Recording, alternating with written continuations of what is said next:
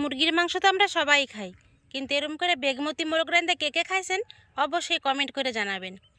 যেমন দেখতে সুন্দর, খাইতে কিন্তু ততটাই স্বাদ। নমস্কার বন্ধুরা, কেমন আছেন সবাই? আমি রিঙ্কু শখের রান্নাঘরে আপনাকে সবার নিমন্ত্রণ। একজন কমেন্ট করে জানাইছে, দিদিভাই একদিন চিকেন কষা করো। তাই তার অনুরোধে আজকে চিকেন কষা করুম, কিন্তু হ্যাঁ, চিকেনটা কষা করুম না, আজকে রান্ধুম বেগমতি মোরগ বা বেগমতি চিকেনও করতে পারেন। আর রান্নাটা দেখতে যতক্ষণই সুন্দর হইব, বানাতে তো খুবই সহজ। একটু মন দিয়ে ভিডিওটা দেখলে যে কোনো কেউ অবলীলায় কিন্তু এমন করে বেগমতি মোরগ বানাতে পারবেন। তাই বেশি না দেরি করে চলে রেসিপিটা শুরু করে দিই। পুরো ভিডিওটা দেখতে থাকেন, আশা করি আপনাকে খুবই ভালো লাগবে। বেগমতি মোরগের সুন্দর সবুজ রঙের নিয়ে নিছি পালং পাতা, পেঁয়াজ পাতা আর ধনিয়া পাতা। এগুলো ধুয়ে পরিষ্কার করে 1 মিনিট গরম জলে সেদ্ধ করে নেবো।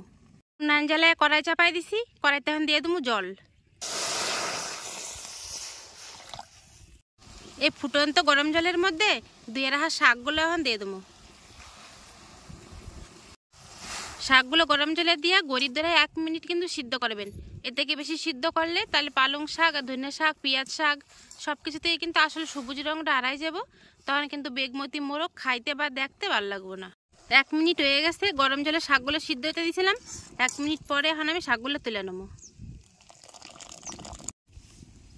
শাকগুলো নামাই আমি সাথে সাথে ঠান্ডা জলের মধ্যে দিয়ে দেবো, আর নাহলে গরমের তাপে শাকগুলো কিন্তু আসল রঙটা নষ্ট হয়ে যাব। কড়াইয়ের গরম জলে কিন্তু হালাই দেবো না, এটা রেখে দেবো, এটা আমার কাজে লাগবে একটু পরেই। কড়াই গরম হয়ে গেছে, কড়াইতে এখন দিয়ে দেবো সরষের তেল।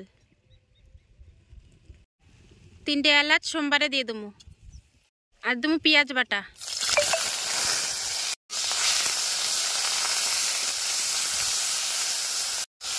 পেঁয়াজটা সুন্দর মতন ভাজা হয়ে গেছে, এবারে মাংস দিয়ে দেবো।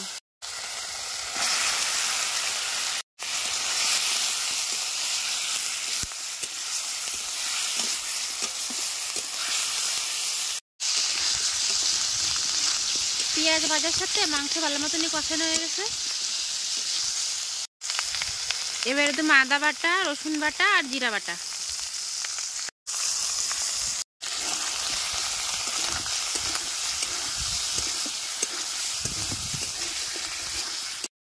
আদা রসুন দিয়ে মাংস ভালো করে কষায় নিচ্ছি, দেখেন বেশ সুন্দর কিন্তু তেল ছেড়ে আসছে। এবার দিয়ে দেবো স্বাদ মতো লঙ্কা। শুকনো লঙ্কার গুঁড়ি কিংবা শুকনো লঙ্কা দিলে কিন্তু হইব না, কাঁচা লঙ্কা বাটাই কিন্তু দিতে হইব। তো স্বাদ মতো লঙ্কাটাও দিয়ে দিলাম, আর দেবো পরিমাণ মতো নুন, 1 চিমটি দেবো হলুদ। আবারও 2 মিনিট ভালো করে কষাই নেবো। সমস্ত মশলাপাতি দিয়ে মাংস ভালো মতো কষাই নিচ্ছি, বেশ সুন্দর তেল ছেড়ে আসছে। এই দেখেন কত সুন্দর রঙটা হয়েছে। কড়ার মধ্যে ছায়া দেয়া বোঝা যাচ্ছে কি না জানি না। এবার দিয়ে দেবো সে আগের থেকে করে রাখা গরম জল।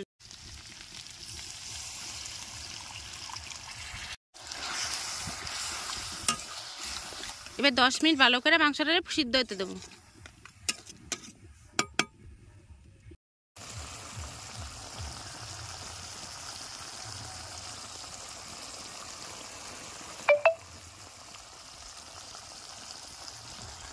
গরম জল দিয়ে মাংস 10 মিনিট ধরে ভালো করে রান্না করে নিছি।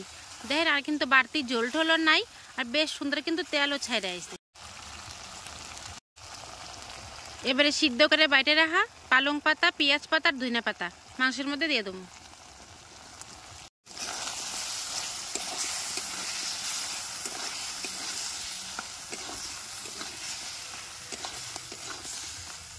আমার বেগমতি মোরগ একেবারে তৈরি হয়ে গেছে, এবারে প্লেটের মধ্যে নামাই নেবো। মুরগির মাংস তো আমরা সবাই খাই, কিন্তু এরকম করে বেগমতি মোরগ রান্দা কে কে খাইছেন অবশ্যই কমেন্ট করে জানাবেন। যেমন দেখতে সুন্দর, খাইতে কিন্তু ততটাই স্বাদ। দেখলেন তো কত অল্প সময়ে সুস্বাদু বেগমতি মোরগটা রান্না হয়ে গেল ওকা। আর রান্নাটা কত সহজ তো আপনারা দেখছেনই, আর রংটা দেখছেন কত সুন্দর হয়েছে, আর তেমনই কিন্তু একটা সুগন্ধ উঠছে। এবারে খাই দেখুন বেগমতি মোরগটা আসলে স্বাদ কেমন হয়েছে। আজকে আর শুধু না, আজকে এই বেগমতি মোরগটা খামো গরম গরম পরোটা দিয়া। তাই 2টো পরোটাও ভাজা হয়ে গেছে, এবার চলেন খাইয়ে দেখি কেমন স্বাদ।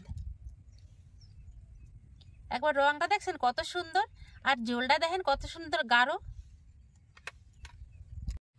এবারে নেবো পরোটা, দেখেন দেখতে কত সুন্দর লাগা ধরছে। যেমন সুন্দর হয়েছে বেগমতি মোরগ তেমন সুন্দর হয়েছে কিন্তু পরোটা। এবারে খাইয়ে দেখি কেমন সুন্দর হয়েছে। আর দেখছেন তো পরোটা কত সুন্দর নরম তুলতেলা হয়েছে। এই পরোটার রেসিপিটা পরে একদিন আপনার সাথে শেয়ার করবো মানে। আর মাংসটা দেখেন কত সুন্দর সেদ্ধ হয়েছে।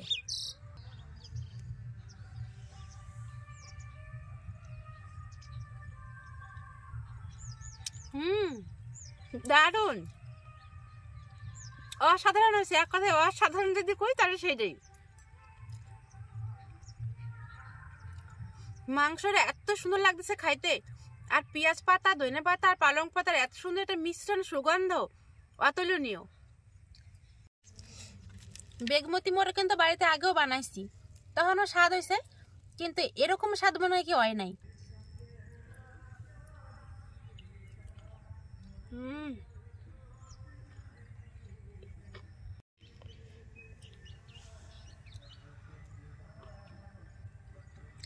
অসাধারণ স্বাদ।